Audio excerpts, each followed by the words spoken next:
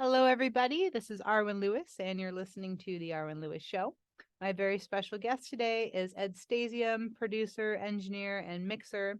You can look up more about him at edstasium.com. And we just brought you back in with the Talking Heads famous song, Psycho Killer.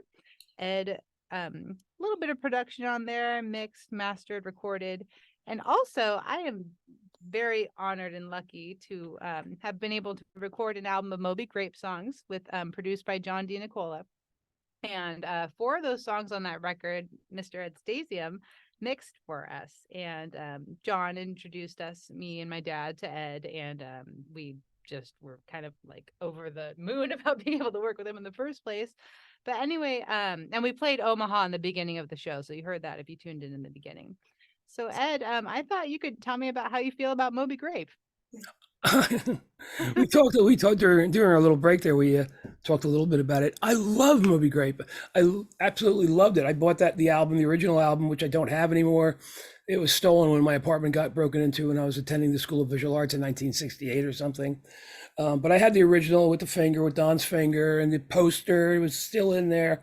I did find it another issue of vinyl at a garage sale, so I do have a scratchy copy of the original. It's not the, I guess it could be the original pressing and just the safe cover, let's say. Yeah. But I loved that record. I had the 8-track tape. I listened in the car. I loved, I loved mixing your version. I especially loved, I put the intro together. And I took the Moby Grape version and turned it backwards and listened to it and tried to isolate as much as I could, and panning and the reverbs, the reverb can smashing, but I figured out it was guitar feedback backwards, and so I actually recreated that intro. You did, but you made it sound huge. I mean, like, just because you couldn't do that back then. I mean, I think that's what you made it sound, maybe what it was sounding like live, right? Like way back. It could be, I don't know, but I tried to copy. I've tried to make it an identical fingerprint of what the original sounded like with the panning and everything, So that was a lot of fun doing, and right, the vocals, they go back from left to right. No, I'm just talking about the intro. Yeah. I mean, that intro blew my mind when I first heard it, because it was panning and it was different sounding. Right. I hadn't heard anything like that, and it was just great. And the band were so good; their harmonies were so great. Everything about the band, the 3 guitar players, fantastic. Just love that band. It was great the way that you and John kind of duplicated the feel and got it going. Really great. It was really great idea that was, and I'm really happy that I was able to mix 4 songs, and especially Omaha. And also, I saw Moby Grape live. I think it was my second concert ever. My first concert was at the Village Theater in Manhattan in November of '67. And it was the Yardbirds were the headliners with Jimmy Page in the band right before he started Zeppelin. And it was Tiny Tim opened up. Tiny Tim opened up. He was the first act, and then Vanilla Fudge played, and then the Yardbirds. I just saw Vanilla Fudge at the Solving Theater Fest with Dave Mason. Oh, really? Oh, my friend. He was, the keyboardist from Vanilla Fudge. I can't remember his name, but he looks Mark Stein. Yeah. I got to meet him and go backstage and stuff. But that's cool. Yeah, what a cool show for you to have seen. Yeah, that was my first one. I think the second one was at South Plainfield High School. It was either late '67 or early '68. I was dating a girl who was still in high school. Mm-hmm. I had just graduated in '67 as well. We're only a couple years apart, but I went with her, and there were like 30 people in the audience. And they played their arses off. They were great. They sounded amazing. The band sounded great. It was like so impressive. And it was funny because it was in a high school auditorium in South Plainfield, New Jersey. Maybe 30, I don't even think there was 30 people in the audience. It was very small. I guess they didn't promote it. Who knows? Yeah. But I knew about Moby Grape, and my gal, Karen Strauss, she knew about Moby Grape. We loved that record. And so after the show, their backstage area was the cafeteria, which was right behind the auditorium, and the whole audience went backstage. So cool. And my girl, I remember a couple people, Skip Spence, and I don't know who else.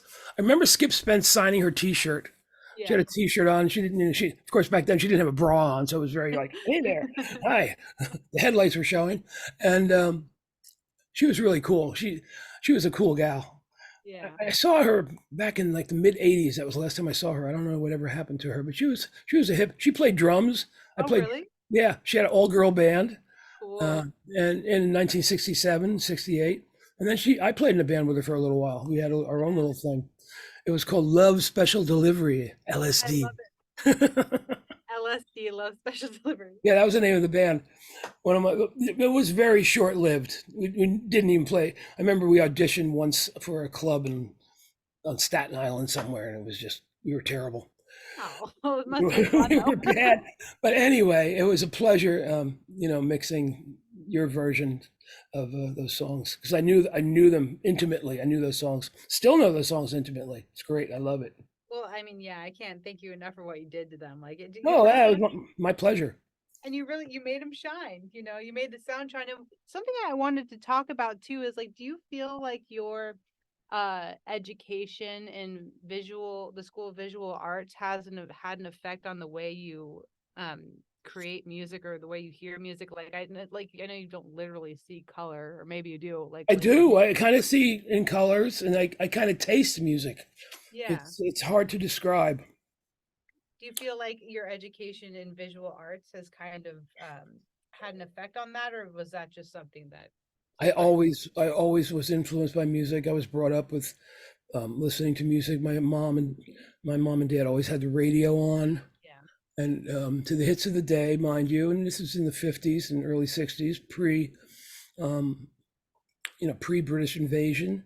And they were fans of the popular music of the time. Sinatra, Dean Martin, especially Louis Prima. My mom loved Louis Prima and Healey Smith, and I do as well. There's a great documentary about Louis Prima that, if you haven't seen it, if the audience hasn't seen it, just go dig it out, because it's just great about his entire career.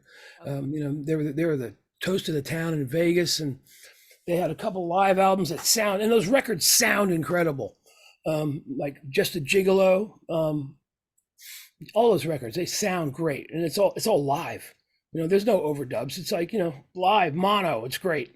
Love those records. So I was brought up listening to that type of music. So music, and then I took piano lessons. That's a whole other story. How many times have I said that?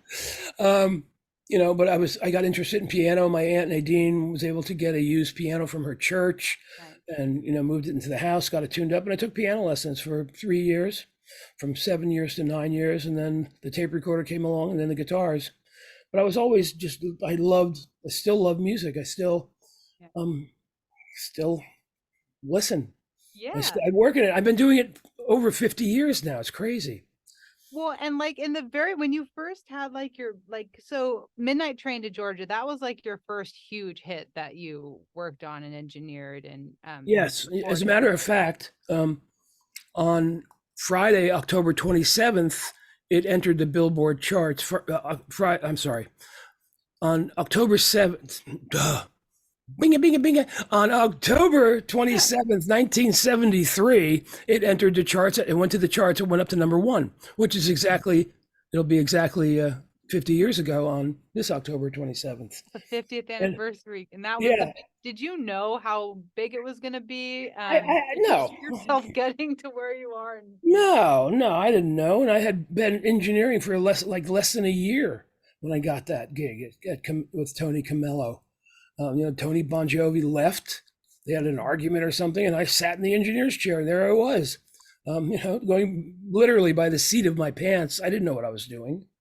And I get so many compliments on Midnight Train, on the mix. I mean, my buddy, Bob Clearmountain, who's like the greatest mixer in the world, I put a post up for the 50th, anniversary on Facebook, and Bob is like, as you mentioned, it's the best snare sound I've ever heard. I spent years trying to emulate your snare sound. Like Bobby's like the best. I mean, he's like the man. So it was a very beautiful compliment by Bob Clearmountain about that. And every time I see him somewhere, I don't see him that often, but I see him like the AES shows and at NAMM, I'll bump into each other. And every time he sees me, he says, "That snare drum on Midnight Train, how did you?" And I don't know how I don't know what I did.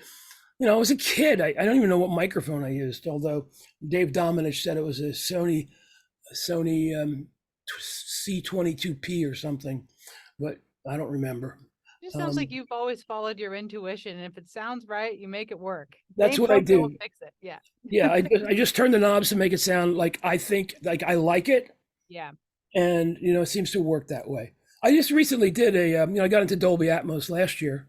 Okay. And both of those tunes that we just heard, Midnight Train and Psycho Killer, I just recently did a Dolby Atmos mix of a 50th anniversary mix, I called it, of Midnight Train to Georgia, which is on the streaming services. It's on Apple Music. It's the Dolby, Atmos. And also last year I did the entire Talking Head 77 in Dolby Atmos. They did their whole catalog, and I helped. I also worked on several songs on more songs about buildings and food, their second record. So I did some Dolby Atmos there. So both Nice. Midnight Train and Psycho Killer are available with streaming for Dolby Atmos. And I'll be working on a Talking Heads 77 anniversary box set, which will include a Blu-ray of the Dolby Atmos mixes that I did last year. And I'll be mixing a CBGB show that I recorded in October of 1977, and I thought I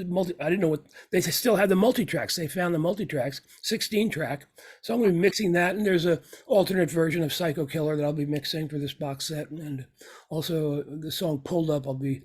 There's a version with horns on it that I'll be doing a mix of. Oh, well, lots to look up and look forward to. Yikes! Yay. So we're gonna run out to break really quick here, everybody. My very special guest is Ed Stasium, famous producer, engineer, and mixer, musician. And we're gonna take you out to break with the Smithereens song "A Girl Like You" and bring you back in with Living Colour's song "Cult of Personality." And those are both Ed production or mixed and mastered and recording? No, that's all production, mixed, recorded with help from my engineering assistant Paul Hamingson, who was a great friend of mine and was great, very helpful in doing a lot of the records that I did, including Living Colour and Smithereens. Great.